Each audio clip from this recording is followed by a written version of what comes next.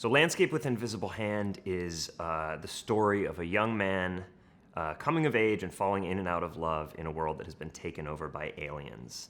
And the unusual thing about this alien invasion is that these are not big, scary, powerful aliens that have taken over the world by force.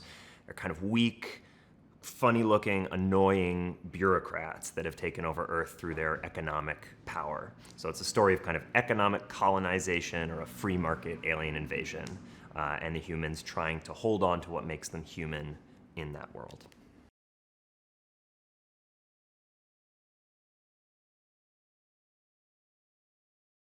So yeah, what I love about the opening scene is that we really tried to convey this tonal balance of really sort of normal, everyday struggles, butting right up against kind of these insane alien visuals.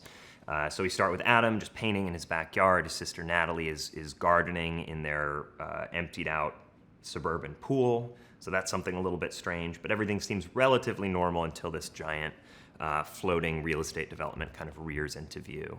And then we spend the rest of the first 10 minutes or so just really quickly acquainting you with the particulars of the world. We wanted to leave a lot of things unsaid, leave a lot of mysteries for the audience to sort of discover through the rest of the movie. And it was especially important to me that we don't see the alien for quite a while. I wanted people to get very comfortable in the world of this movie before we throw these really bizarre alien visuals at them.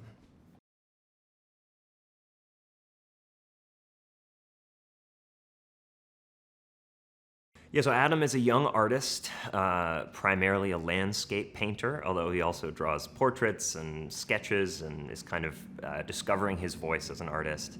And he's doing all this while also trying to keep his family afloat in this increasingly economically desperate world, and also trying to pursue this first real love with Chloe, this young woman he meets at his school. He's trying to kind of balance all these objectives, and I think he's sort of the perfect protagonist to take us into this really strange upside-down world, because he's just a young guy, and like many teenagers, including me at that age, he's very, very concerned with authenticity.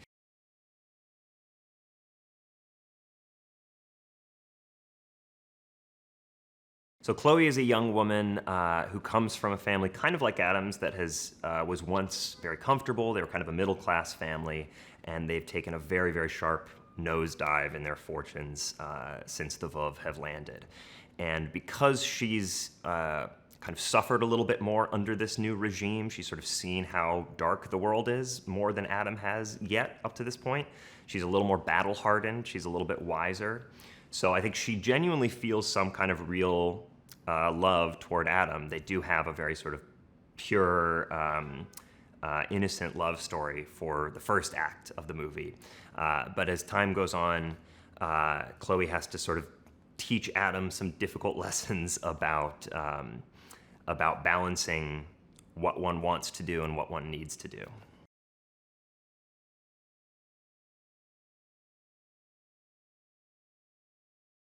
So the Vuvv want humanity to join their kind of peaceful intergalactic economic empire, but because they have such powerful technology and manufacturing capabilities, really the only thing that is unique within this empire about humanity is humanity's ability to love, and that's what fascinates the Vuvv. That becomes their main kind of cultural export to the Vuvv. The Vuvv are the Vuvv reproduce asexually, so they have no concept of human love, of human attachment, and so these things are very exotic and very exciting to them. And the savvy humans on Earth that want to continue to support their families when there are no jobs, when human productivity is rendered irrelevant by Vuvv innovations, the only thing that humans can still sell is what makes them human: their love, their compassion, and these other kind of exotic commodities that the Vuvv are not used to.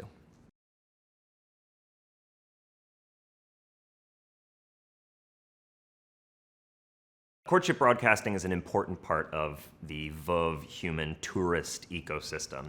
And this is where human couples will willingly project their courtship, their dating, for Vuvv that are paying by the minute to watch them.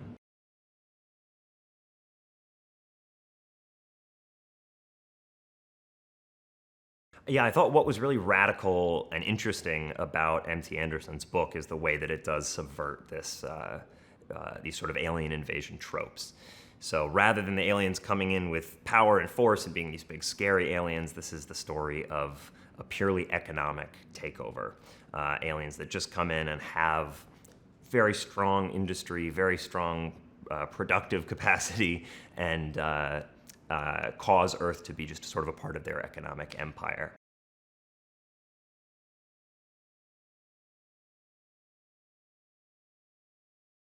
I'm a big believer that humor and darkness work best together, that humor and emotion balance one another out really well. And this was a story that if you treat it one way, it's very, very dark, intense story. It could go maudlin. If you treat it another way, it could go totally bizarre and over the top and kind of farcical. And what I loved about the book was the way that it didn't fall into either one of those extreme tones. It really did a wonderful job of being funny and sad and disturbing at the same time. So that was something that we were aiming for with the movie. We really wanted to use this kind of deadpan, anxious, uncomfortable humor to kind of cut the darkness and seriousness of the world and of the themes.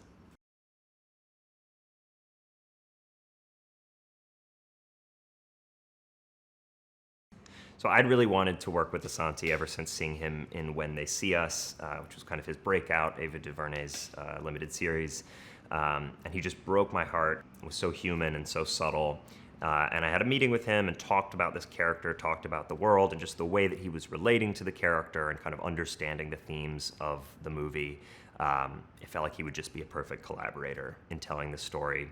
I love his just natural presence. I think he has such a magnetism on screen. And he has this wonderful ability to just, as the character needs to do, to just kind of stand tall in this world where everything is crumbling around him. He has this amazing kind of just sort of personal strength that I think shines through even despite his young age.